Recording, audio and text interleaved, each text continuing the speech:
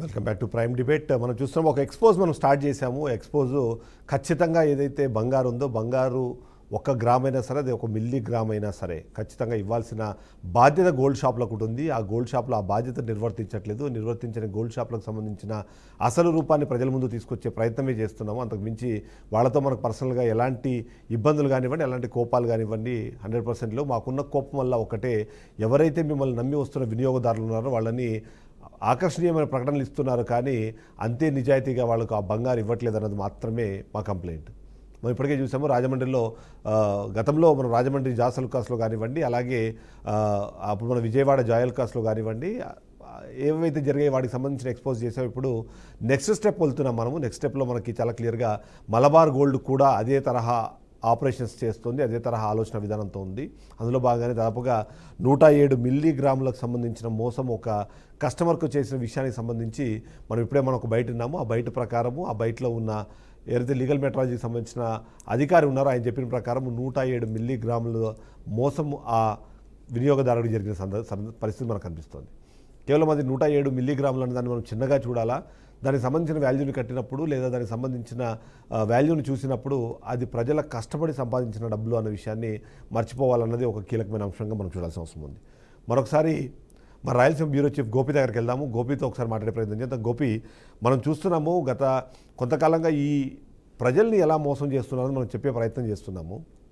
అదే సందర్భంలో ప్రజల్ని ఎలా మోసం చేస్తున్నాయి ఈ కంపెనీలు అని చెప్పి మనం వాటి మీద అవగాహన కల్పించే ప్రయత్నం చేస్తున్నాం. అయినా సరే అది తెలిసినా అలాంటి జరుగుతోంది అన్న విషయం వాళ్లకు ఆల్రెడీ నాలెడ్జ్లో ఉన్నా సరే రిపీటెడ్గా ఒకే అఫెన్స్ చేసే ప్రయత్నం అన్ని కంపెనీలు చేస్తున్నాయి. వాటిని ఎలా చూడాలంటారు? ఏంటి వాళ్ళకున్న ధైర్యం ఏంటి?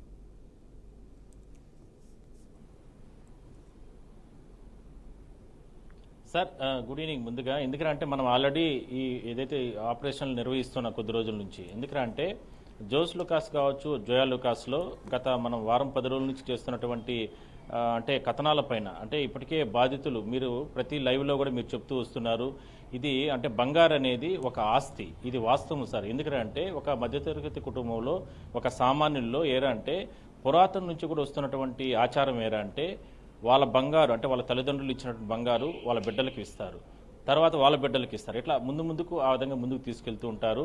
అంటే ఆస్తి ఏ రూపంలో మన తాతల నుంచి మనకు హక్కుగా వస్తూ ఉంటుందో ఆ బంగారు కూడా అదే విధంగానే అంత భద్రపరుచుకొని మన బిడ్డలకి వాళ్ళ బిడ్డలకి అట్లా తరాలుగా వస్తూ ఉంటుంది. అంత ప్యూర్లీగా దాన్ని ఒక ఆస్తిగా కాపాడుకుంటూ ఉంటారు ఒక కొనిన తర్వాత.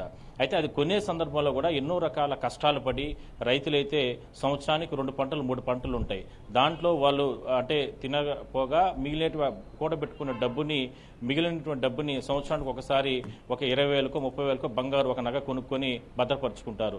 ఇట్లా మధ్యతరగతి కుటుంబాల్లో అంటే ఉద్యోగులు కావచ్చు, ఇట్లా వాళ్ళ స్థాయిలో వాళ్ళు ఆ బంగారాన్ని భద్రపరుచుకొని భవిష్యత్తులో పిల్లలకి వాళ్ళ పెళ్లిళ్ళు కావచ్చు, దాని తర్వాత కార్యక్రమం వాటన్నిటి కూడా అప్పగిస్తూ ఉంటారు. అది ఒక ఆస్తి, ఇందులో ఎటువంటి అనుమానం లేదు. ఎందుకంటే ఆ ఆస్తిని కాపాడుకునే క్రమంలో, కొనుగోలు చేసుకునే క్రమంలో ఈ రకంగా మోసపోతున్నారు. ఎందుకంటే నిన్న మనం చూసాం గత కొద్ది రోజుల నుంచి కూడా జోస్ లుకాస్, జోయా లుకాస్లో ఏ రకమైనటువంటి అక్రమాలు జరిగాయో, ఏ స్థాయిలో అక్రమాలు జరిగాయో, అంటే ప్రజలకు సంబంధించి ఆస్తిని అప్పనంగా కొన్ని కోట్ల రూపాయలు, అంటే ఇవాళ ఒక్కొక్క నగ పైన 6 మిల్లీలు, 10 మిల్లీలు, 12 మిల్లీలు, 20 మిల్లీలు అయ్యుండొచ్చు.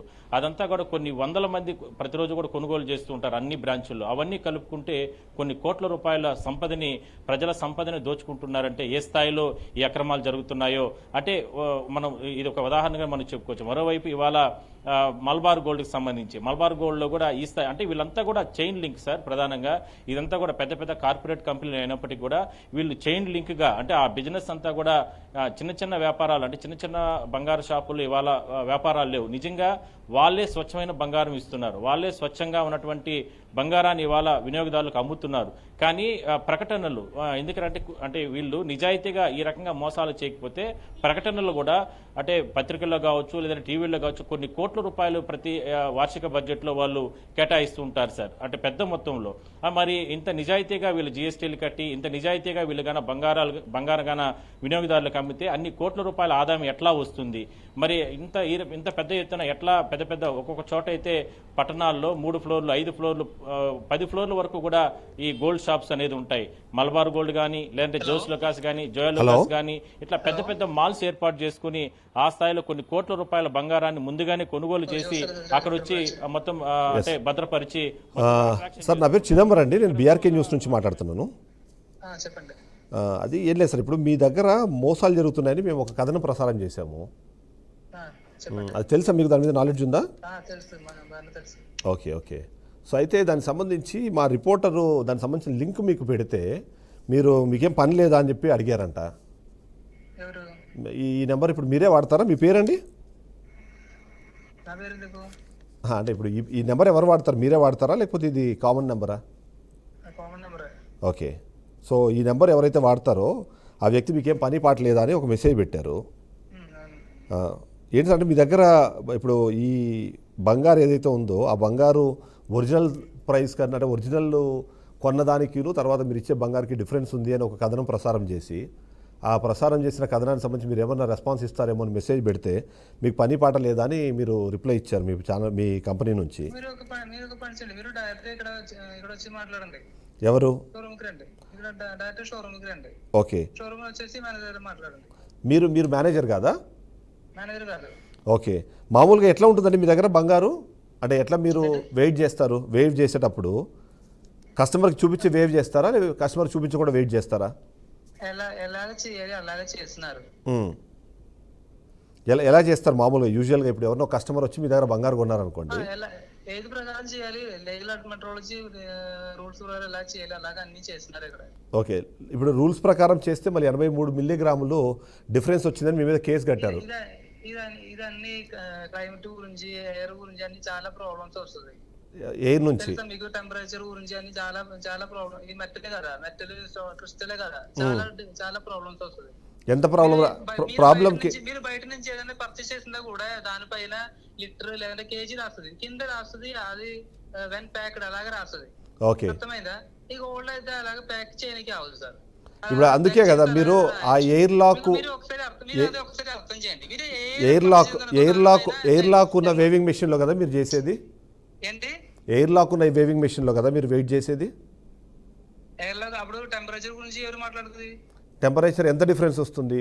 అది ఎయిర్ లాక్ అంటే అది జస్ట్ గ్లాస్ తో. ఇప్పుడు మీరు చెప్పిన ప్రకారము ఆ డిఫరెన్స్ ఉంది అంటే ఇప్పుడు లీగల్ మెట్రాలజీ వాళ్ళు మీ మీద అన్యాయంగా కేసు కట్టారంటారా? సార్ అది ఇదండి, నేను లీగల్ మెట్రాలజీ ద్వారా మాట్లాడుతున్నారు. కాదు, ఇప్పుడు లీగల్ మెట్రాలజీ వాళ్ళు 83 కాదు, మీరు ఆల్రెడీ మీరు మాట్లాడుతున్నారు కాబట్టి జస్ట్ నేను సమాచారం తీసుకుంటున్నాను. 83 మిల్లీగ్రాములు తక్కువ ఉంది అని కేసు కట్టారు కదా లీగల్ మెట్రాలజీ వాళ్ళు. దీని మీద నాలెడ్జ్ లేకుండానే కట్టేశారంటారా? చెప్పాలి అంటే ఇప్పుడు మీరు నాకు చెప్పారు కదా మీకు తెలుసా అని నన్ను అడిగారు కాబట్టి, సరే నాకు తెలుసో లేదో కొద్దిసేపు నాలెడ్జ్ పక్కన పెడదాము. చెప్పండి ఒకసారి ఆయన నెంబర్ చెప్పండి. 8500 702 916. ఆయన పేరు జియో. Okay, thank you. మీ పేరు? నా పేరు Nitin. Okay, thank you Nitin. Right, మీరు చూస్తున్నారు చాలా క్లియర్గా, చాలా సింపుల్గా ఒకటే ఒక క్వశ్చన్ అడిగాను నేను.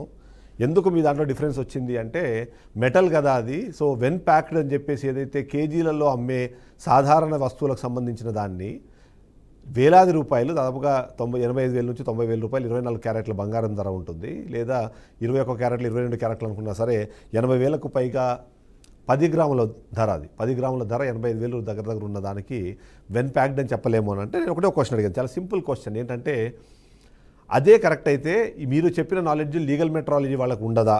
లీగల్ మెట్రాలజీ వాళ్ళు తెలియకుండానే మీ మీద కేసు కట్టారంటే ఆయన చెప్పిన సమాధానం ఏంటంటే మీరు ఇక్కడ వచ్చి మాట్లాడండి అని. అక్కడికి వెళ్ళి ఎందుకు మాట్లాడాలి? సరే, ఎందుకు మాట్లాడాలని కొద్దిసేపు పక్కన పెడదాం. వాళ్ళ మేనేజరు జియో అంట, సో తన దగ్గర కూడా ఒకసారి మాట్లాడే ప్రయత్నం చేద్దాము. అసలు ఏంటి ఈ కేసు, ఏంటి ఈ ఇష్యూ ఏంటి, వీళ్ళు ఎందుకు ఇలా ప్రజల్ని మోసం చేసే ప్రయత్నం చేస్తున్నారు?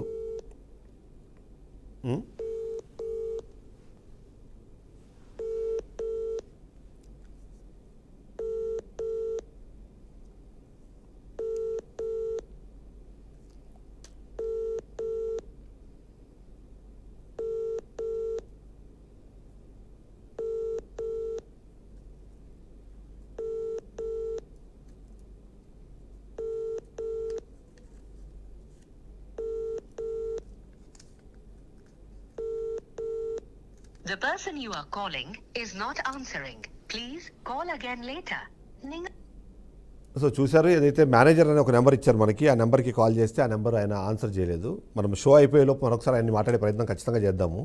చేసే క్రమంలో ఇప్పుడు నితిన్ మాట్లాడిన మాటలు, దీన్నే బుకాయింపు అంటారు. బుకాయింపు ఏంటంటే, మీకు తెలీదా ఏది ఆ గాలి ఉంటుంది అక్కడ, దాని హీట్కి సంబంధించి వెయిట్లో మార్పులు వస్తాయి, ఇవన్నీ చెప్పే ప్రయత్నం చేశారు. సరే, కవర్ చేసుకోవడానికంటే బుకాయించడానికి బాగానే ప్రయత్నించారు కానీ, బట్ నితిన్ మీరు తెలుసుకోవాల్సింది ఏంటంటే, అది ఎయిర్ లాక్ ఏదైతే ఉంటుందో అందులోనే మీరు వెయిట్ చేస్తారు. వెయిట్ చేసినప్పుడు డిఫరెన్స్ అన్నది 0.1 అంటే 1 మిల్లీగ్రాము కూడా రాకూడదు అన్నదే వాళ్ళ ఉద్దేశం. అందుకే వేలాది రూపాయలు, 10 గ్రాముల ధరనే వేలాది రూపాయలు ఉన్నప్పుడు ఎందుకు పెట్టుకుంటారంటే అదే కారణం.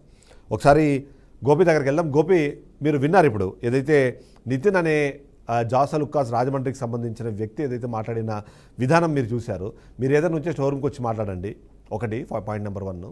పాయింట్ నెంబర్ 2 ఏంటంటే, ఆ వెయిట్ అన్నది హీట్కి దానికి సంబంధం ఉంటుంది. సరే, హీట్కి సంబంధం ఉంటుందని ఖచ్చితంగా నాకు కూడా తెలుసు, కానీ ఆ హీట్కి సంబంధం ఉన్న తర్వాత కూడా చేంజెస్ అయ్యాయి అంటే మరి లీగల్ మెట్రాలజీ వాళ్ళు ఎందుకు కంప్లైంట్ని తీసుకున్నారు, ఎందుకు మీ మీద కేసు కట్టారంటే దానికి తొందరగా సమాధానం లేదు. అందుకోసం బుకాయింపు కారణంగా వాళ్ళ మేనేజర్ నెంబర్ ఇచ్చి ఆయనతో మాట్లాడండి అని చెప్పారు. సో ఏంటి అంటే, ఏంటి ఆ ధైర్యం ఏంటి? నేను ఇంతకుముందు అడిగినట్టుగా ఇలా బుకాయించి వాళ్ళు బతికేయచ్చు అని అనుకుంటున్నారా ఏంటి?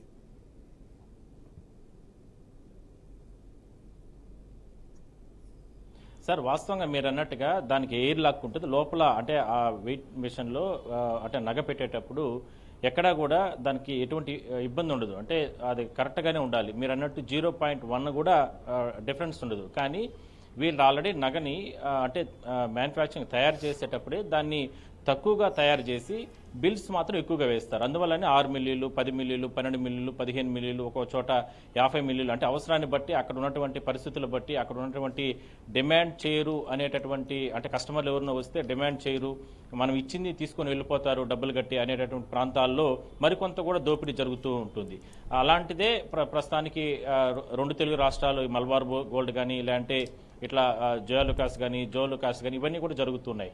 అయితే ఇక్కడ మనం గమనించాల్సింది, మీరు కూడా ఒకటి సందర్భాలు చెప్పారు, అంటే ఒక కస్టమరు షోరూమ్కి వచ్చి, అంటే అక్కడ నగ కొనిన తర్వాత అతనికి డౌట్ వచ్చి ఒకవేళ అధికారులకు ఫోన్ చేస్తే కూడా, అంటే షోరూమ్కి సంబంధించినటువంటి యాజమాన్యం, అంటే అక్కడ ఉన్న సిబ్బందికి, యాజమాన్యానికి కావచ్చు, లేదంటే వాళ్ళ ప్రతినిధులకు కావచ్చు, అధికారులకి ఏ రకమైనటువంటి సంబంధాలు ఉన్నాయో దీన్ని బట్టి తెలిసిపోతుంది. ఎందుకంటే ఉదాహరణకి తిరుపతిలో 7వ తారీఖున జయకుమార్ అనేటువంటి ఒక వ్యక్తి మనల్ని అప్రోచ్ అవ్వడం జరిగింది. బీఆర్కే న్యూస్, అతనికి జరిగిన అన్యాయం పైన కూడా మనం కూడా ఫైట్ చేస్తాం ఆ విషయంలో. అతను కూడా రేపు ఎల్లుండో పోలీస్ కేసు కూడా పెట్టే అవకాశం అయితే ఉంటుంది, అంటే పెట్టబోతున్నారు. ఎందుకంటే లీగల్ మెట్రాలజీ వాళ్ళు, అంటే అతను ఆ రోజు షోరూంలో 7 గంటలకు, అంటే 10 గంటలకు వచ్చి షోరూమ్కి వచ్చి కొనుగోలు చేస్తే సాయంత్రం 5 గంటల వరకు కూడా రాలేదు.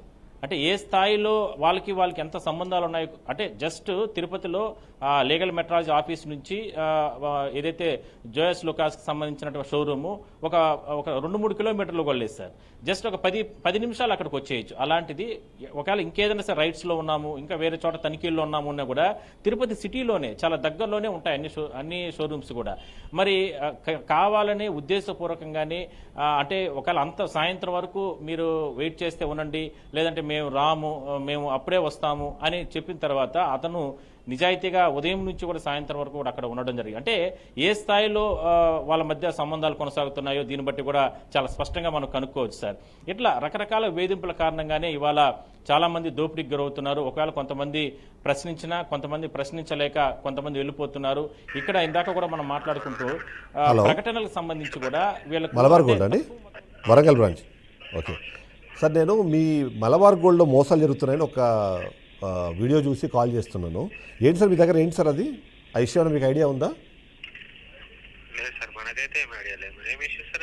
ఇప్పుడు మలబార్లో ఒక వ్యక్తి వచ్చి నల్లపూసల దండ కొంటే దాదాపుగా 107 మిల్లీగ్రాములకు సంబంధించి తక్కువ వెయిట్ వచ్చింది అని చెప్పి కంప్లైంట్ ఇస్తే, ఆ కంప్లైంట్ మీద కేసు నమోదైంది అన్నది ఆ స్టోరీ సారాంశం.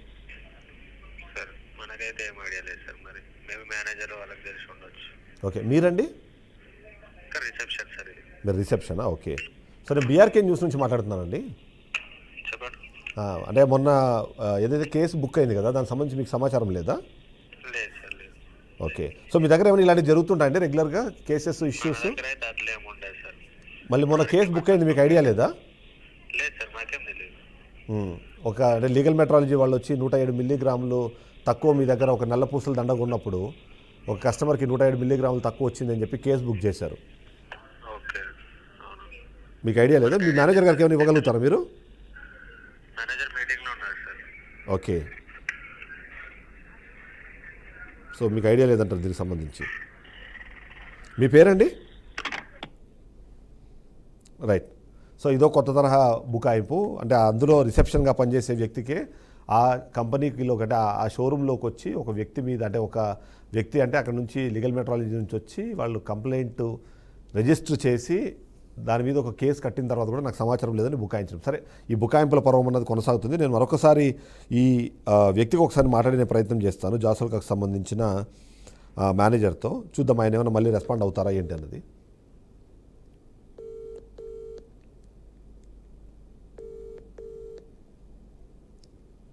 The person you are calling is currently busy. Please call again later. So is currently busy.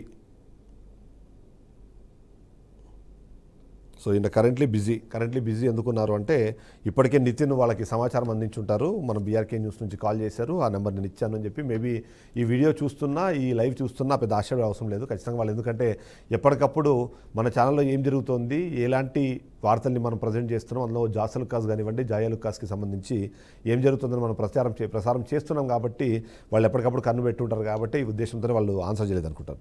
సరే, ఒకసారి వరంగల్ భాస్కర్ దగ్గరికి వెళ్దాం. భాస్కర్, చూశారు ఈ కేసు నమోదైన విషయం నాకు తెలీదు అని సింపుల్గా ఆయన బుకాయించేశారు. సో ఏంటి నిజంగానే ఆయన సంబంధం ఆయన తెలియదు అంటారా? తెలియకుండానే అదంతా జరిగిపోయిందా? ఆయన అక్కడ రిసెప్షనిస్ట్గా పనిచేస్తున్నప్పుడు లోపలికి ఎవరు వస్తున్నారు, బయటకు ఎవరు వెళ్తున్నారు విషయాలు తెలియకుండానే ఆయన పనిచేస్తుంటారా? కేవలం మా మేనేజర్ తెలిసేమో అని చెప్పి ఒక బుకాయించే ప్రయత్నం చేశారు. ఏంటి, ఎలా చూడాలంటారు? చిదంబరం ఈ తంతంగం అంతా ఉదయం 10-11 గంటల నుంచి స్టార్ట్ అయితే సాయంత్రం 7 గంటల వరకు 8 గంటల వరకు కూడా అక్కడే ఉన్నాం మనం. అదంతా ఒక కస్టమర్ వచ్చిన తర్వాత బంగారు కొన్న తర్వాత తనకు అనుమానం వచ్చి జోకించుకో మళ్ళీ వెయిట్ చేసిన తర్వాత ఆ వెయిట్లో కొంచెం తేడా రావడం, ఆ తర్వాత లీగల్ మెట్రాలజీ అధికారులకు కాల్ చేయడం, వాళ్ళు ఎక్కడి నుంచో దూరం నుంచి జయశంకర్ భూపాలపల్లి జిల్లా నుంచి ఉన్నటువంటి ఆఫీసర్ మేడం శ్రీలత మేడం రావడం, అక్కడ చూడడం, వెయిట్ చేయడం, తతంగం అంతా రాత్రి 8 వరకు జరిగింది. అది ఆ షోరూంలో నుండి ప్రతి ఎంప్లాయీకి తెలుసు, రిసెప్షన్ కాంచి మేనేజర్ వరకు ఎవ్రీథింగ్ తెలుసు. అది తెలిసిన విషయాన్ని కూడా ఏదో కప్పిపుచ్చుకునే విధంగా మా దగ్గర ఏం జరగలేదు, అక్రమాలు జరగట్లేవు, అవినీతి జరగట్లేదు, ఇదంతా కప్పిపుచ్చుకొని ప్రజలను మరొకసారి కస్టమర్లను మోసం చేసే విధంగానే ముందుకెళ్ళినటువంటి కంపెనీ మల్బార్ గోల్డ్ కంపెనీ. సరే, విలువైనటువంటి వస్తువు మీరు చెప్పింది కరెక్ట్. ఎందుకంటే చాలా ఆస్తి, అది తరతరాలకు వస్తున్నటువంటి ఆనవాయితీకి వస్తున్నటువంటి ఆస్తిని ఎంతో లక్ష్యంతో ఎంతో ఆశతోటి కొనుక్కున్న బంగారాన్ని వీళ్ళ రాజుల సొమ్ము రాళ్లపాలంటే వీళ్ళు ప్రజల సొమ్ము దోసుకొని వీళ్ళు కోట్లాది రూపాయలు సంపాదించి పెద్ద పెద్ద బంగ్లాలు, బిల్డింగ్లు, షోరూమ్లు కడుతున్న పరిస్థితి దాపురించిన పరిస్థితి మనం చూస్తున్నాం. అలాగనే సేమ్ అది వరంగల్ కూడా రిపీట్ అయిన పరిస్థితి. వాళ్ళు రావడం, లీగల్ మెట్రాలజీ అధికారి రావడం, వాళ్ళకి 25,000 30,000 రూపాయలు పెనాల్టీ వేయడం, కేసు రాసింది.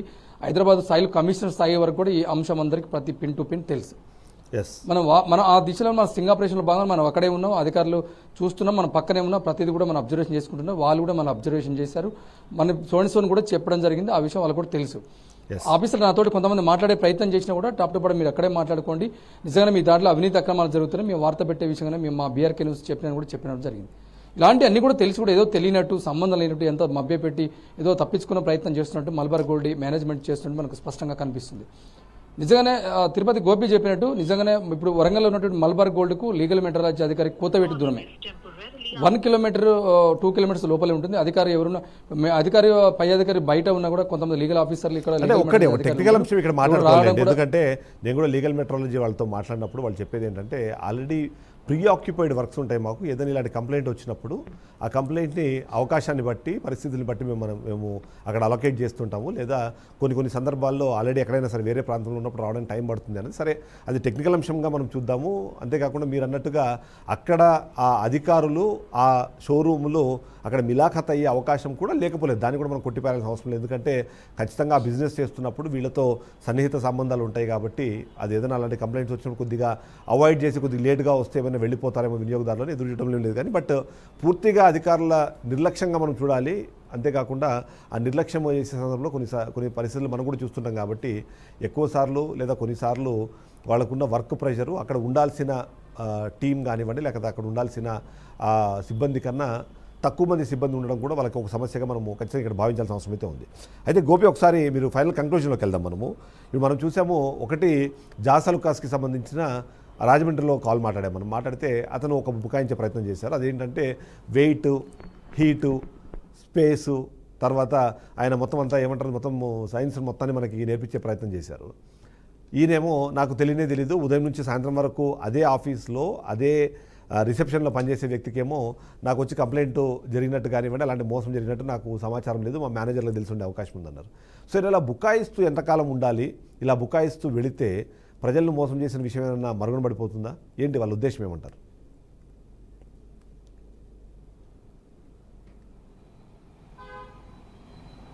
ఇందాక మన మిత్రుడు భాస్కర్ మాట్లాడుతూ కూడా చెప్పడం జరిగింది.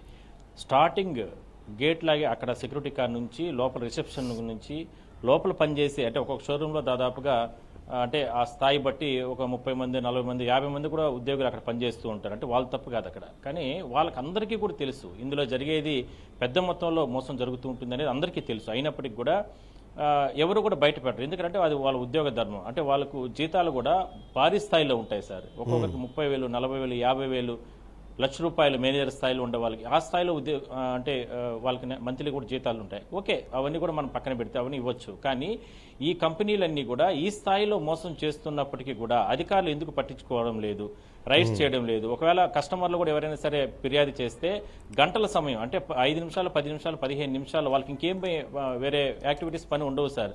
లీగల్ మెట్రాలజీ అధికారులు అంటే ఎక్కడైనా సరే ఫిర్యాదు వస్తే వెంటనే ఆ టీమ్స్ అక్కడికి వెళ్ళి క్షణాల్లో వెళ్ళి అక్కడ వినియోగదారులకి సేవలు అందించాలి అనేది వాళ్ళకు ఉన్నటువంటి ఇన్స్ట్రక్షన్స్. కానీ అవన్నీ కూడా పాటించరు. అంటే ఏ స్థాయిలో వాళ్ళు కూడా మభ్య పెడుతున్నారో దీన్ని బట్టి చాలా స్పష్టంగా కనబడుతుంది. అదేవిధంగానే అంటే చాలా ప్రాంతాల్లో ఇలాంటి దోపిడీ జరుగుతుంది. దీన్ని పూర్తి స్థాయిలో అరికట్టాల్సిన అవసరం అయితే ఉంది. ఎందుకంటే ఇప్పటికే మనం చూసాం లేటెస్ట్గా చాలా ప్రాంతాల్లో బెట్టింగ్స్ అని ఇలాంటి దానిపైన యాడ్స్ ఇచ్చిన వాళ్ళపైన కఠిన చర్యలు తీసుకోవాలని పోలీస్ కేసులు నమోదయ్యి ఇట్లా రకరకాలుగా జరుగుతున్నాయి. అయితే ఇలాంటి షోరూమ్స్ పైన పెద్ద ఎత్తున ఇంత దోపిడీ జరుగుతూ ఉంటే పలానా మల్బార్ గోల్డ్లోనే బంగారు కొనండి, లేదంటే పలానా జోస్ లుకాస్లోనే బంగారు కొనండి అని ప్రకటనలు కూడా కొంతమంది ఇస్తూ ఉన్నారు. అది సినీ ప్రముఖులు కావచ్చు, లేదంటే రకరకాలుగా యాడ్స్లో చేస్తూ ఉంటారు. అంటే వాళ్ళకు కొన్ని కోట్ల రూపాయలు ఈ షోరూమ్స్ సంబంధించినట్టు వాళ్ళే కూడా అంటే యాడ్ చేసిన దానికి ఇస్తూ ఉంటారు. వీటిని చూసి అంటే టీవీల్లో కానీ లేదంటే పత్రికల్లో కానీ వీటిని చూసి కూడా చాలా మంది ఇన్స్పైర్ నిజంగానే అక్కడ చాలా క్వాలిటీ బంగారు దొరుకుతుంది అనే ఉద్దేశంతో నేరుగా అక్కడ కూడా కొనుగోలు చేస్తూ ఉన్నారు. ఇలాంటిది ఈ స్థాయిలో మోసాలు జరుగుతున్నో దీంట్లో భాగస్వాములైన అందరిపైన కూడా ప్రభుత్వ యంత్రాంగం, ప్రభుత్వం దృష్టి పెట్టాల్సిన అవసరం అయితే ఉంది. అప్పుడే ఇలాంటిది గ్రౌండ్ లెవెల్లో, ఎందుకంటే ఇవాళ చిన్న చిన్న వ్యాపారస్తులు, బంగారం నిజాయితీగా అమ్మేటటువంటి వ్యాపారస్తులు వాళ్ళు కూడా జీఎస్టీలు కడుతున్నారు ప్రభుత్వానికి. వాళ్ళు కూడా లోకల్ గా ట్యాక్సెస్ అక్కడ ఉన్నటువంటి ప్రాంతాల్లో కడుతున్నారు. అలాంటి వాళ్ళని ప్రోత్సహించకుండా ఇలాంటి దోపిడీ చేస్తున్నటువంటి వాళ్ళని ప్రోత్సహించకూడదు. ఎందుకంటే ఇప్పటికే మనకు బీఆర్కే న్యూస్ కి చాలా మంది బాధితులు వస్తున్నారు. మల్బార్ గోల్డ్ కి సంబంధించి కావచ్చు, లేదంటే నిన్న మొన్న జోస్ లుకాస్ సంబంధించినటువంటి అక్కడ మోసపోయినటువంటి పరిస్థితులు. ఎందుకంటే నిన్న మనం చూసాం సార్, బీఆర్కే న్యూస్ తో మనతోనే మాట్లాడడం జరిగింది. రిటైర్డ్ ఉద్యోగి నెల్లూరులో అంటే నేరుగా ₹2,00,000 ఆయన రిటైర్డ్ అయితే నేరుగా ₹2,00,000 అతను కొనుగోలు చేస్తే దాన్ని 10 నెలల తర్వాత అతను ఇబ్బందులు పెట్టి అతనికి హ్యాండ్ ఓవర్ చేసినటువంటి పరిస్థితి. దాదాపుగా 40,000 నుంచి 50,000 అతను పూర్తిగా నష్టపోయిన పరిస్థితి. ఈ దోపిడీని అరికట్టాల్సిన అవసరం అయితే ఉంది sir. Yes Sagar, final conclusion ఇవ్వండి మీరు. ఇప్పుడు మనం చూసిన దాంట్లో మోసాలు చేయడం అన్నది చాలా కామన్ అయిపోయింది. ఒకవేళ మోసాలకు సంబంధించి బయటపడినప్పుడు దాన్ని బుకాయించడం కూడా కామన్ అనే టైప్లోనే వీళ్ళు వ్యవహరిస్తున్నారని మనకు అర్థమవుతుంది. సో ఏంటి ఈ మొత్తానికి ఈ పొలిటికల్ సర్కిల్స్ కానివ్వండి, లేకపోతే మిగిలిన సందర్భాల్లో దీని గురించి డిస్కషన్ జరగట్లేదు కాబట్టి వీళ్ళు ఇంత ఈజీగా జనాల్ని మోసం చేస్తున్నారా? ప్రభుత్వ అధికారులు ఎలాంటి చర్యలు తీసుకోవాలంటారు? అసలు ఏంటి స్టెప్స్ ఏముండాలంటారు?